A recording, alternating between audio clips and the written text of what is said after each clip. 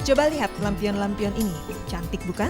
Tapi mungkin Anda tidak menyangka jika lampion cantik ini terbuat dari barang bekas. Coba lihat lampion-lampion ini, cantik bukan? Tapi mungkin Anda tidak menyangka jika lampion cantik ini terbuat dari barang bekas.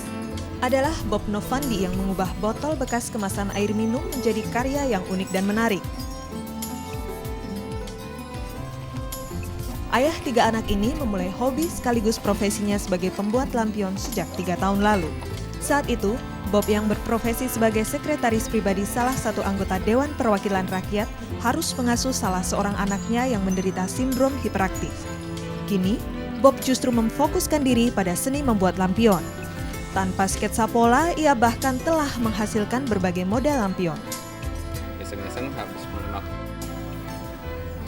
saya coba pakai cutter, pakai gunting, itu coba-coba, ternyata jadi bentuk yang unik menurut saya. Selain terbuat dari bahan yang mudah diperoleh, lampion-lampion ini pun mudah dibuat. Bob bahkan tidak memerlukan banyak peralatan untuk membantunya membuat sebuah lampion.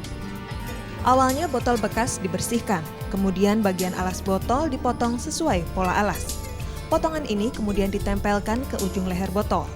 Bagian inilah yang nantinya berfungsi sebagai tempat menempelkan lampu dan kabel.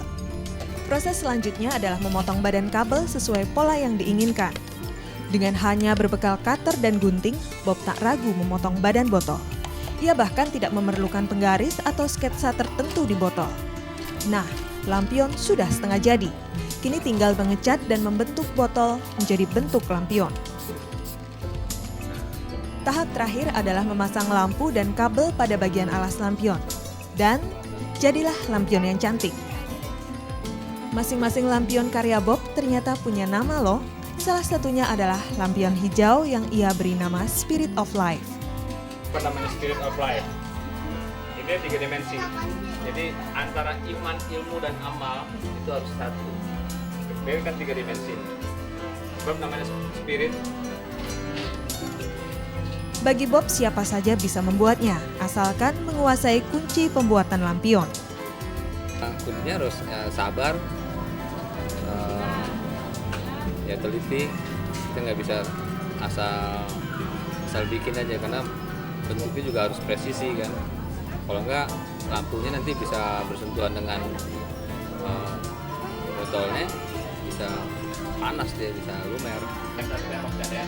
Sayangnya Bob masih kesulitan untuk memasarkan lampion buatannya. Ia hanya menjual lampionnya pada teman dan rekan kerjanya semasa bekerja di DPR. Kesulitan sih nggak ada, Bang. Saya enjoy aja saya buat ini. Hanya untuk lebih berkembangnya memang perlu hak cipta itu. Hak cipta yang perlu saya urus itu yang jadi kendala. Karena tiap unit saya harus bayar 600.000. Ini memberatkan buat kita. Tapi itu bukan kendala bagi Bob untuk terus berkarya. Kini Bob justru lebih memfokuskan diri pada upaya memperoleh hak cipta untuk hasil karyanya. Meski terhambat soal hak cipta, Bob tak lantas berhenti berkarya. Ia terus saja membuat berbagai bentuk unik dari botol bekas kemasan air minum.